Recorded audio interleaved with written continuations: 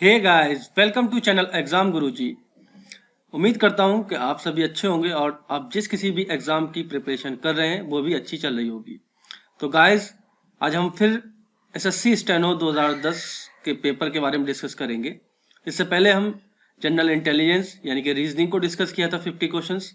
Then उसके बाद हमने वीडियो अपलोड की थी इंग्लिश के पेपर की जिसमें 40 क्वेश्चंस को डिस्कस किया था। आज हम डिस्कस करने वाले हैं एक्टिव पैसिव और पैरा जंबल्स यानी कि पीक्यूआरएस में जो क्वेश्चन दिए होते हैं, सेंटेंस को अरेंज करना होता है, रीअरेंजमेंट वाले जो क्वेश्चंस होते हैं। बाकी जो क्वेश्चंस बचे हैं जिसमें से 10 क्वेश्चन जो थे सिनोनिम्स से थे और 10 एंटोनिम्स से और 10 जो थे मिस स्पेल्ड वर्ड थे। तो 30 क्वेश्चन ये हम नहीं करेंगे क्योंकि ये सब वोकैब पे है, इसमें कुछ समझाने वाला है नहीं, वो आपको ही लर्न करना होगा।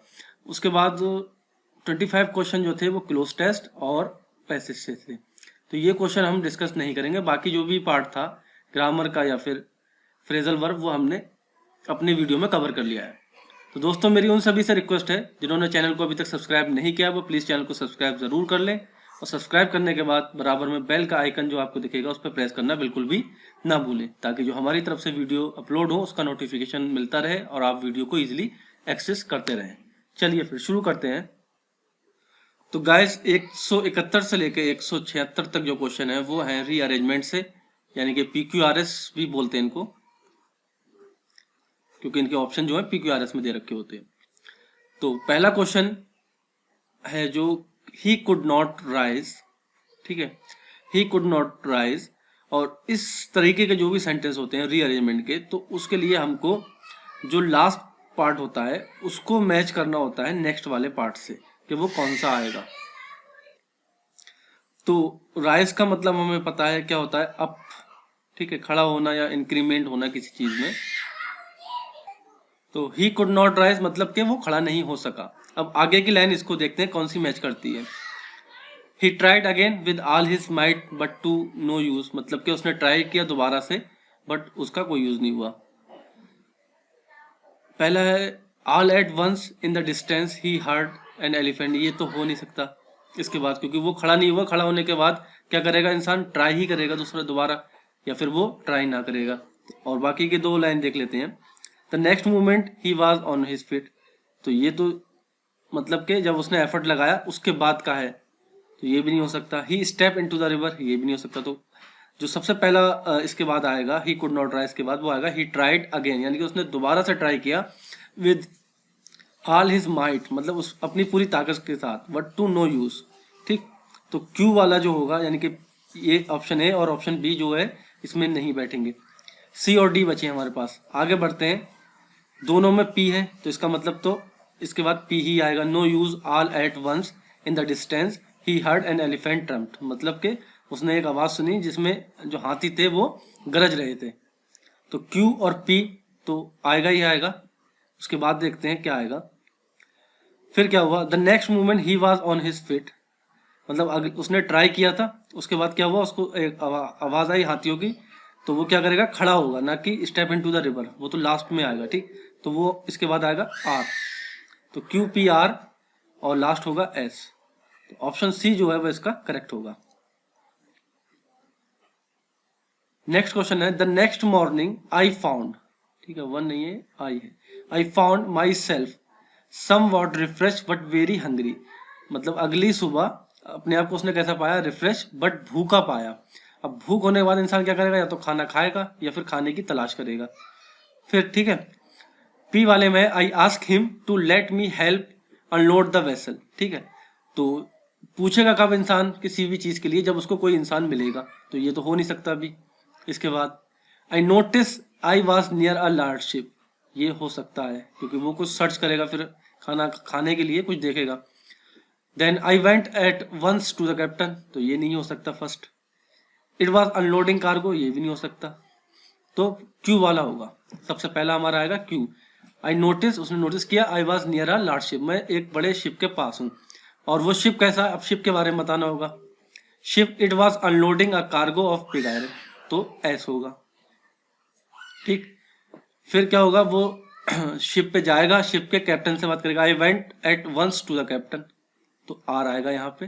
देन लास्ट है क्यू पी। ठीक, तो Q R S P option B जो होगा वो करेक्ट होगा।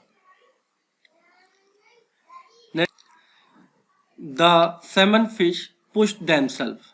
एक सेवन फिश है, उसने क्या किया, पुश किया, ठीक है, देमसेल्फ अपने आप को।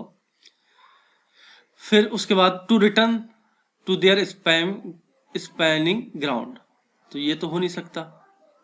एंड फर्टिलाइज, ये भी नहीं हो सकता, फर्टिलाइज नहीं करेगी उसके तुरंत बाद। ये होगा एस वाला, आर वाला कोई भी नहीं होगा।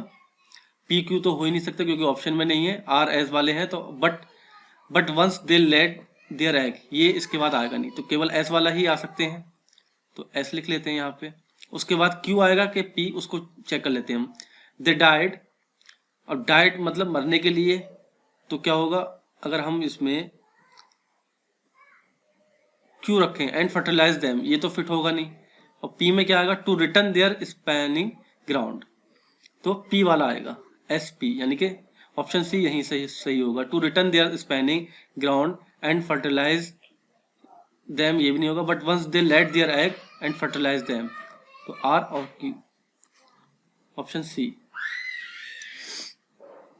नेक्स्ट है, one of my friend Krishna went to live in a village. एक दोस्त है कोई कृष्णा, वो कहाँ गया, रहने के लिए गांव में गया, ठीक है। But it was very slow animal, ये नहीं आ सकता इसके बाद। सो कृष्णा बॉट अ डंकी, ये भी नहीं आ सकता क्योंकि डंकी की अभी तक बात ही नहीं हुई है, गधे की, डंकी मतलब गधा। One day his new neighbour told him that he must buy a donkey, ये हो सकता है, तो अभी इसको अभी रहने देते हैं, लास्ट वाली लाइन पढ़ते हैं। Every family there had a donkey to carry thing for them, तो मतलब ये किसी से मिलेगा तब ये उसको कोई बात बोलेगा। तो सबसे पहले आएगा हमारा आर, अपने नेबर से मिला वो, ठीक है, और उसने क्या किया कि he must buy a donkey, उसको एक गधा खरीदना चाहिए। क्यों खरीदना चाहिए, क्योंकि every family there had a donkey to carry things for them, सबके पास डंकी है, कोई भी चीज अपनी लानी हो तो उस पर वो कैरी करते हैं, रख के लाते हैं, यानी कि आर एस वाला जो होगा वो होगा, यानी कि ऑप्शन बी। इसके बाद मैच कर लेते हैं। So Krishna bought a donkey, तो कृष्णा ने डंकी खरीदा, but it was very slow animal, तो R S Q P.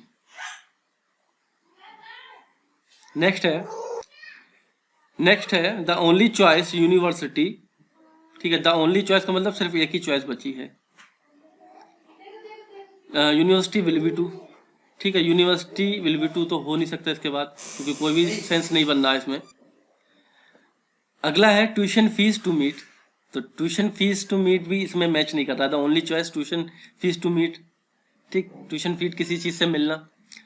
Left before the Indian, ठीक, ये हो सकता है। लास्ट वाला पढ़ते हैं, सब्सटेंटली रेज द, ठीक है, तो ये भी नहीं हो सकता, तो ये होगा द ओनली चॉइस लेफ्ट, यानी कि एक ही चॉइस रह गई है किसके सामने, बिफोर द इंडियन यूनिवर्सिटी, यानी कि R P will be to के बाद कौन सा आएगा यहाँ पर देखना है, ट्यूशन फीस या फिर सब्सटेंटली, तो वो आएगा सब्सटेंशली रेज द, यानी कि एस, और उसके बाद आर पी एस और बचा क्यू, तो ऑप्शन ए, यानी कि अगर हम पहला ही फाइंड कर लेंगे तब भी हमें आंसर पता लग जाएगा।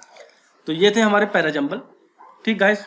इसके बाद 5 क्वेश्चन जो थे वो थे पैसिव वॉइस से, ठीक है, और पैसिव वॉइस की हमने एक अलग से 3 वीडियो अपलोड ऑलरेडी हैं कि किस तरीके से उनको टैकल किया जाए कॉम्पिटिटिव एग्जाम में, और ऑप्शन के थ्रू हमने बताया था किस तरीके से करना है, ठीक है। तो हम वही पैटर्न इसमें यहाँ भी फॉलो करेंगे कि ऑप्शन के थ्रू इसको एलिमिनेट करके आंसर अपना फाइंड करेंगे। अ लाइन डज नॉट, ठीक है, डज नॉट है, मुझे पता है डज नॉट से क्या आता है, मेरे दिमाग में सबसे पहले सिंपल प्रेजेंट है ये, ठीक है। सिंपल प्रेजेंट की हेल्पिंग वर्ब पैसिव में क्या होती है, इज आर एम, ठीक है, ये 3 होती है। अब मैं ये देखना है कि इज आर एम वाली कौन कौन से ऑप्शन है, तो ये भी है इज नॉट बीइंग, इसमें बीइंग लगा है तो ये नहीं होगा। इज ईटन ये हो सकता है, इज बीइंग, तो मेरे 2 ऑप्शन तो यहाँ एलिमिनेट हो गए। अब बचे ए और सी, ठीक है।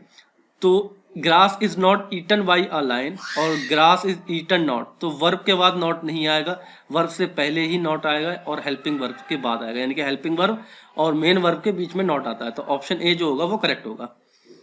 नेक्स्ट है she is reading the book every day, is reading मतलब ये है मेरा प्रेजेंट कॉन्टिन्यूस, ठीक है।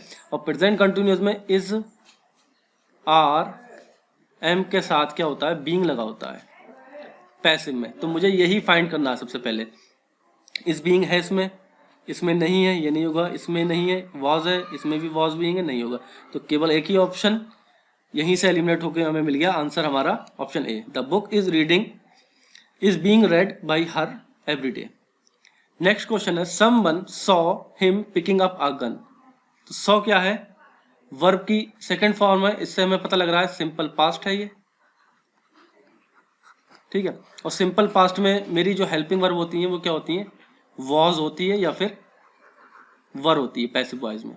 तो मुझे केवल और केवल बस वही फाइंड करना है। तो मैं जैसा कि देख पा रहा हूँ, ही was scene, he was scene, he was scene, he was scene, चारों ऑप्शन में यही है, ठीक है। दूसरी बात, जो मेरा ऑब्जेक्ट है वो दो है, अ गन है और हिम है। तो जब दो ऑब्जेक्ट हों और दो ऑब्जेक्ट में से हमें चूज करना हो ऑब्जेक्ट, तो हम उस ऑब्जेक्ट को चूज करेंगे जो लिविंग थिंग होता है, यानी कि जिसके अंदर जान होती है। तो ही से बनाएंगे तो सारे ही से बने हुए हैं। ही वाज सीन, अब आगे का देख लेते हैं। ही वाज सीन पिक, ठीक है। तो वर्ब के तुरंत बाद जब भी कोई वर्ब आती है तो उसमें आईएनजी लग जाती है, यानी कि वो जिरंड बन जाता है। जैसे कि हमारे इस पॉजिटिव के बाद ये लगी है पिकिंग, और सेंटेंस में भी पिकिंग है, तो हम पिकिंग को पिक नहीं कर सकते, तो ये नहीं होगा, ठीक है। और ये भी नहीं होगा। तो दो ऑप्शन एलिमिनेट हो गए हमारे पास, बी और सी बचे। He was seen by someone when he was picking, ये भी नहीं होगा। तो he was seen picking up a gun by someone, option B जो होगा वो करेक्ट होगा। Second last, this unexpected news surprised me a great deal. दो ऑब्जेक्ट है मेरे पास, मी और एक है अ ग्रेट डील, ठीक है। तो मी को चूज करूंगा, यानी कि मी का होगा मेरा आई, तो सारे आई में है। फिर सब सरप्राइज है, यानी कि V2 है, और V2 में हम क्या करते हैं, वॉज वर्ब को फाइंड करते हैं। तो आई वॉज इसमें है, इसमें नहीं है, एम लगा है, इसमें हैव बीन लगा है, इसमें हैड बीन लगा है। तो ऑप्शन ए जो होगा वो करेक्ट होगा। नेक्स्ट और लास्ट क्वेश्चन आज की वीडियो का, द स्टूडेंट आर डेकोरेटिंग, ठीक है। डेकोरेटिंग जैसे ही मैंने देखा मुझे पता लगा ये प्रेजेंट कॉन्टिन्यूस से है, और प्रेजेंट कॉन्टिन्यूस में क्या होता है, इज आर एम के साथ बीइंग होता है पैसिव के अंदर। तो सबसे पहले मुझे यही फाइंड करना है। द स्टेज तो सब में सेम ही है, यहाँ हैड बीन है, ये नहीं होगा। इस बीइंग है, हो सकता है।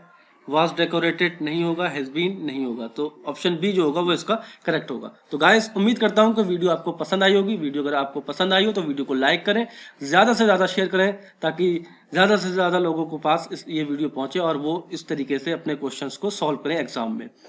आज के लिए इतना ही, थैंक यू।